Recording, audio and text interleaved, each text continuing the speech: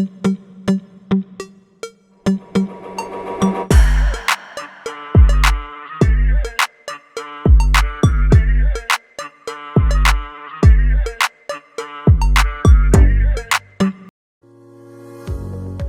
morning, students. I'm Mrs. Kathleen P. Alcaraz, your MIL teacher.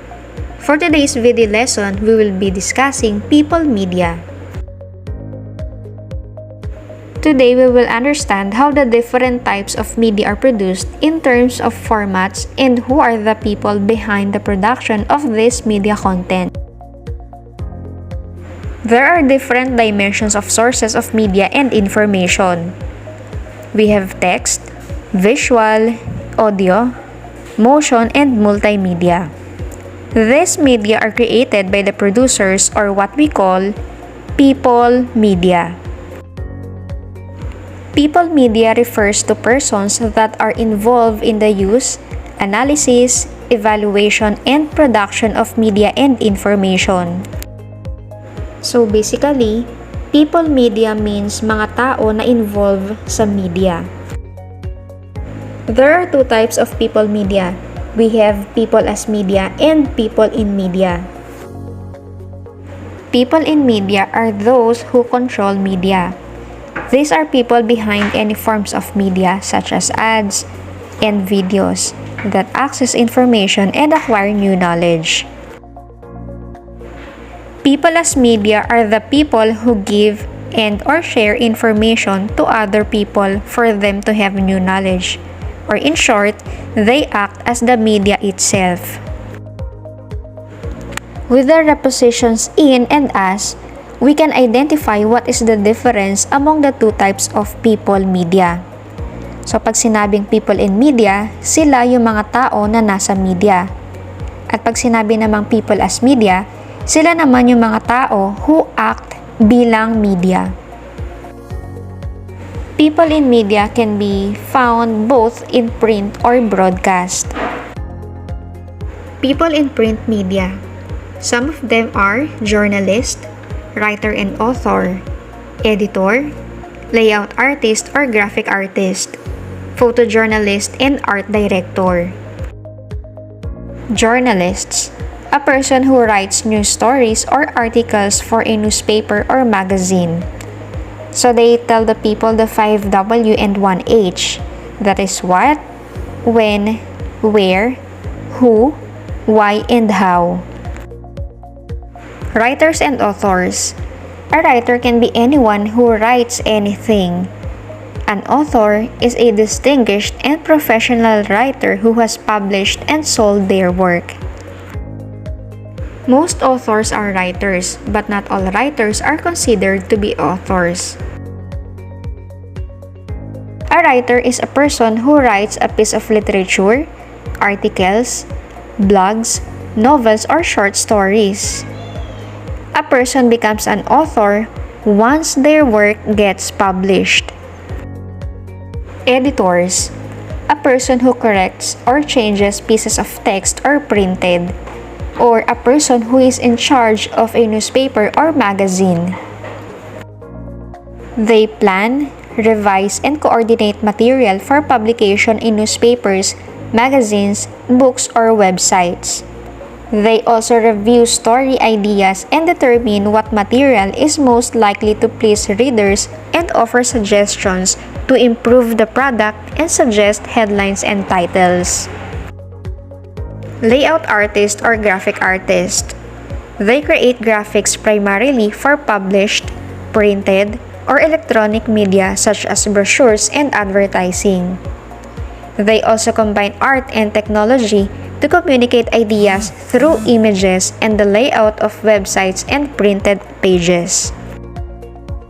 Photojournalist. A person who takes photographs. They take pictures of people, places, events, and objects. Photographers or photojournalists, they record events and tell stories using images. Art directors, in charge of the overall concept of the materials in terms of art, design, and graphics. Art directors are responsible for the visual style and images in magazines, newspapers, product packaging, and movie and television productions. They create the overall design and direct others who develop artwork or layouts. Now let's move on to people in broadcast media. Some of them are reporter, news anchor, TV or program host, script writer, director, and producer. Reporter, referred to as a journalist who is specialized in collecting information and news from various places and providing it to the public.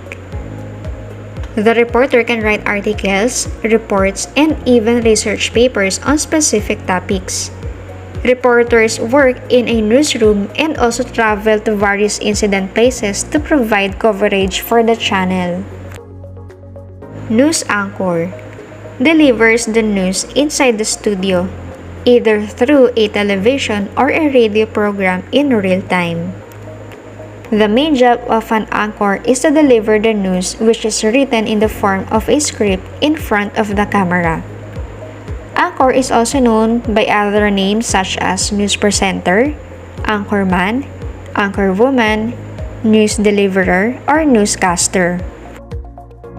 TV host or program host, in charge of facilitating or managing the flow of the entire program, including conversation with the guests.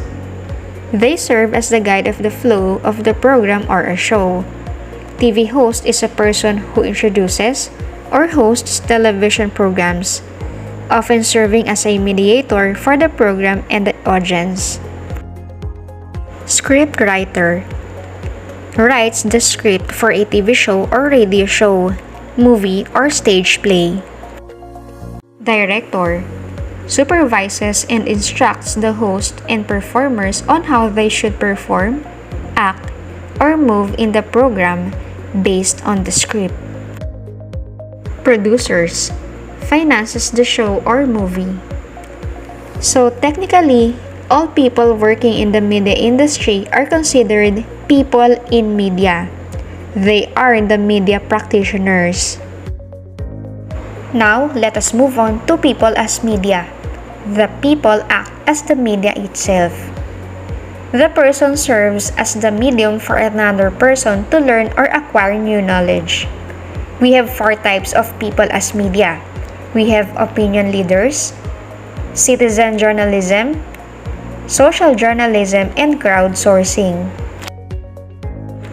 Opinion leaders is a leader for a certain group who gives details and information to lesser active persons in the group. In our previous lesson, we have discussed that media serve as the sender or the source of the information. Now, in people as media, technically, they act as the media or the source of information. In this case, opinion leaders are the people whose opinions are accepted by a large number of people. For example, teachers. The teacher is the best source of knowledge, learning, and information for a student. They act as the source of information. Now, why are they considered as opinion leaders? Because they are too exposed to different kinds of media content or information. Citizen journalism. People without professional journalism training can use the tools of modern technology and internet to create or fact-check media on their own or in collaboration with others. They are the people without professional training when it comes to producing media contents or writing news.